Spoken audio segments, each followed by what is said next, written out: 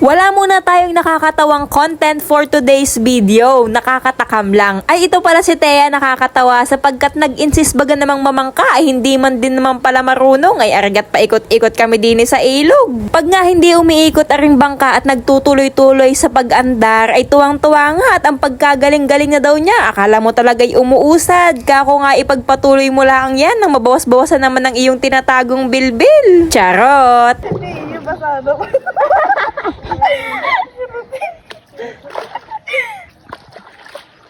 Inagaw ko na nga aring sagwan at kakungay ako na yung mamamangka sapagkat ang pagkatagal-tagal na namin yan sa gitna ng ilog ay hindi pa rin kami umuusad ay napakataas pa naman ang tirik ng araw para man din kaming dinaing. Makalipas nga ang ilang minuto ng aming pamamangka ay nakarating na nga kami sa aming destinasyon para nga manguha ng Indian mango. At pagdating nga namin din ay ako'y nakakuha ng isang malaki tapos sobrang dilaw ay sa sobrang excited ko man din ay ako'y napatili at araga ang naging reaksyon ng aking pinsan ay ako'y tawang-tawa. Sabi po.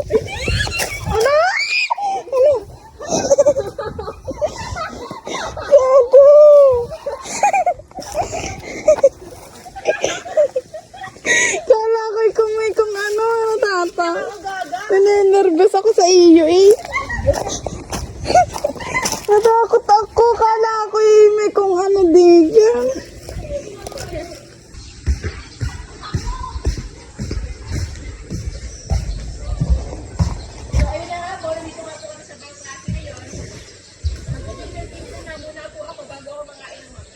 Nangunguha na nga kami dyan ng Indian mango at si Ninang Maricel nga yung nanunungkit. Kaso nga laang yung mahusungkit niyang Indian mango ay doon sa tubig papata. Kaya dapat meron nag-aabang doon sa ilog para kunin yung Indian mango.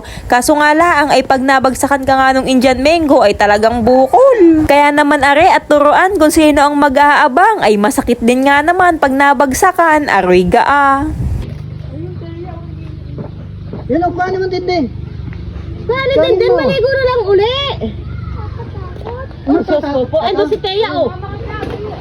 Saan si Thea?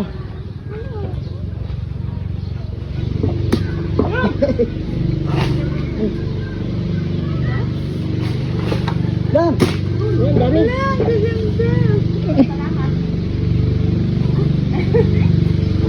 Nakadula lahat. Ano hinog mo? Kaya nga mga hinog na nga yan.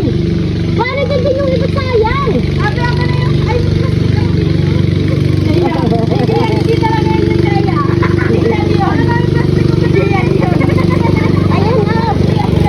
Ay paano ga naman kami na rin makakarami ng Indian mango? Ay hindi pa nga tapos mamitas ay nagsisila muna na. Ay ano gang sisiba? Aray gaa. Lumipat na nga si Ninang ng spot sa panunungkit ng Indian mango sapagkat yung unang spot nga ay naubos na nga namin. Pero wala pa kaming naiipon. Paano baga naman ay lumamon na ng lumamon? Aray ka. Lumusong na nga din pala dyan si Thea sa ilog sapagkat yung sinusungkit nga na Indian mango ni Ninang ay sa ilog nga ang bagsak. Ang Indian mango kasi ay lubog sa tubig once ito ay madilaw na. Lahat ng aming napipitas na Indian mango ay puro madidilaw na. Ay di sayang naman kung hindi namin makukuha kaya kailangan merong taga-sisid at yun ay si Thea. Sapagkat siya ay maliligo at ako ay hindi. Kaya go go go Thea para sa Indian mango. Ginusto mo yan ah.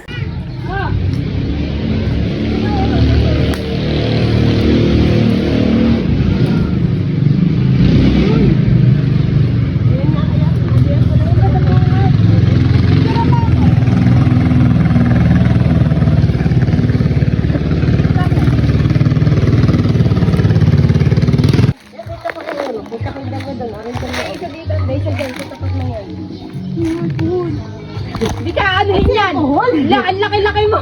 Ayun o, tapos pala yun o. Tapos ay dyan o. Ayun, isa oh. Baho mo. Gusto mo Indian ah. Akin na Hindi na ka pupunta doon. Mali naman. Alam, binabog mo ay. Wala na, nakita ba?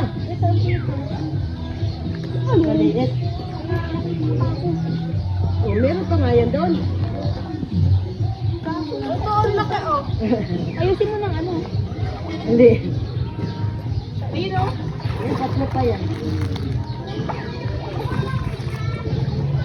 May isa pa nga dyan eh. Sabi ko sa may isa pa dyan.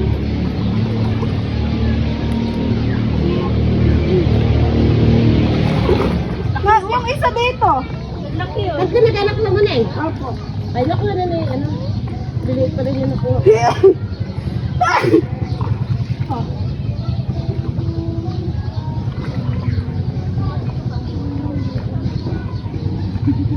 Yun. Ano yun? Nakaalis mo dyan, malabo. Di mo makikita. Ayun isa, lutang. Ay, lutang parehas. Oh. Bulok yun. Bulok pag lutang? Ay, hindi hilaw. Ay, ayos na yan. Okay yan, good yan. Ay, sige, wala pa.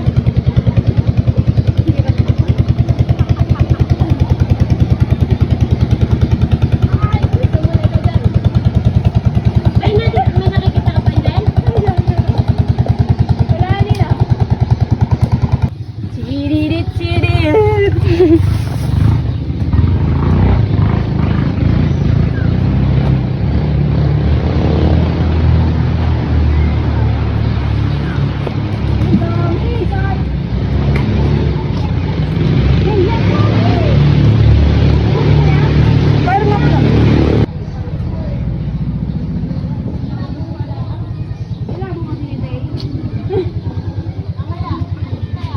Sorry, be.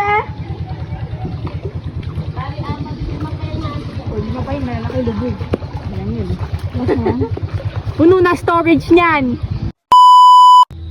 Sabi ko sa iyo. Oh, sabi ko sa iyo.